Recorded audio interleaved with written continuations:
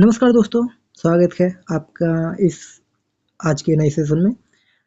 आशा करता हूँ आपको ये सीरीज़ काफ़ी मतलब इम्पोर्टेंट तो है ही है, आपको काफ़ी इन्फॉर्मेटिव या इन्फॉर्मेशन आपको पहुँचा रही होगी, जिससे कि आपकी knowledge day by day increase हो रही होगी। ठीक है दोस्तों, तो चलिए आज के सेशन की शुरुआत करते हैं। शुरुआत करने से पहले आपको मैं बता दूँ, अगर आप चैनल पे नए हों तो चैनल को सब्सक्राइब करें, जिससे कि डेली इन इम्पोर्टेंट क्वेश्चन की सीरीज़ आप मिस ना करें।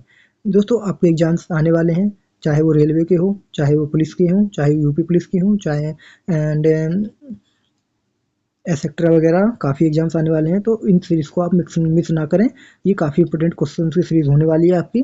प्लेलिस्ट आपके लिए बना दी गई है अप्रैल मंथ के नाम से।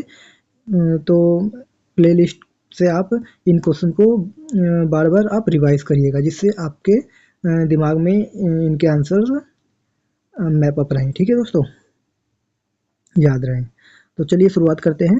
पहला क्वेश्चन है दोस्तों आपका, भारतनाट्यम का सैद्धांतिक आधार इनमें से किस शास्त्र में पाया जाता है? पाया गया है। ठीक है, theoretical foundation of Bharatanatyam has been found in which of this shastra. तो आपका आंसर होने वाला है जो भारतनाट्यम का सैद्धांतिक आधार जो पाया गया कौन शास्त्र में, इसका राइट आंसर है दोस्तों नाट्यशास्त्र। ठीक है दोस्तों, नाट्यशास्त्र इसका ऑप्शन 4 राइट आंसर होने वाला है और है। तो नेक्स्ट क्वेश्चन पे चलते हैं। आपका नेक्स्ट क्वेश्चन है दोस्तों, आईसीसी क्रिकेट में 100 शतक लगाने वाले खिलाड़ी हैं कौन? Sachin Tendulkar, Brian Lara, Ricky Ponting, Chris Gayle. तो इनमें से कौन से होने वाले हैं? तो आपका राइट आंसर होगा option 1 Sachin Tendulkar. ICC cricket में 100 शतक लगाने वाले खिलाड़ी बन चुके हैं। ठीक है दोस्तों, तो ऐसे क्वेश्चन रेलवे वगैरह बहुत रेंडमली पूछ लेते हैं, तो इन्हें याद रखिएगा। इसके बाद चलते हैं नेक्स्ट क्वेश्चन पे।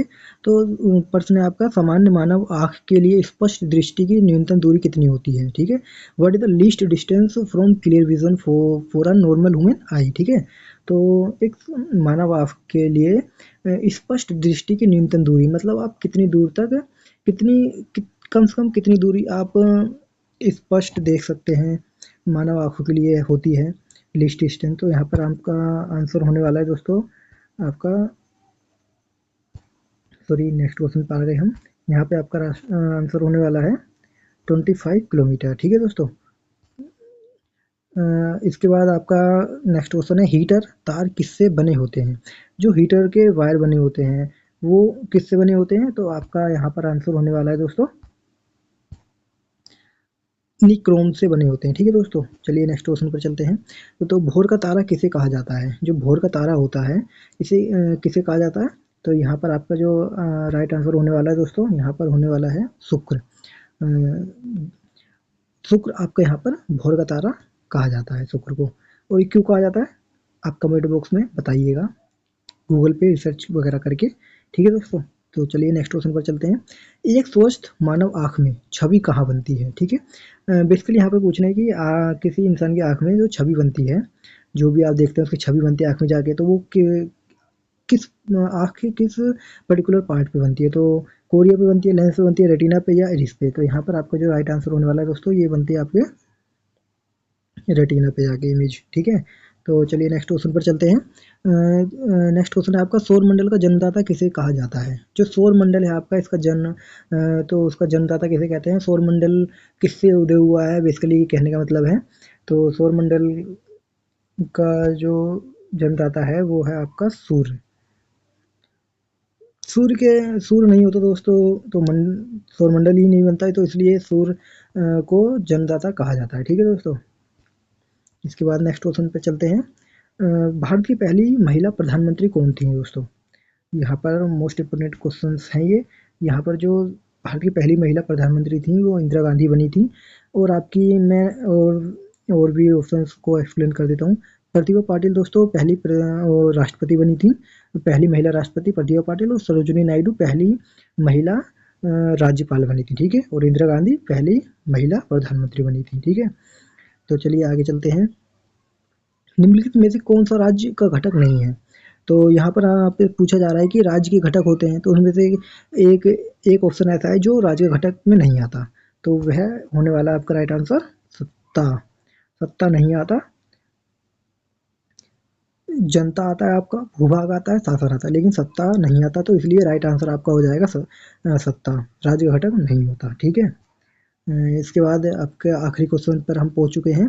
तो ये क्वेश्चन आपका है, भारत के साथ व्यापार करने के लिए एक संयुक्त स्टॉक कंपनी शुरू करने वाले पहले व्यक्ति थे, पहले कहीं की संस्थान था, लोग थे, तो वो डच डच यहाँ पर आपका राइट आंसर होने वाला है दोस्तों, डच।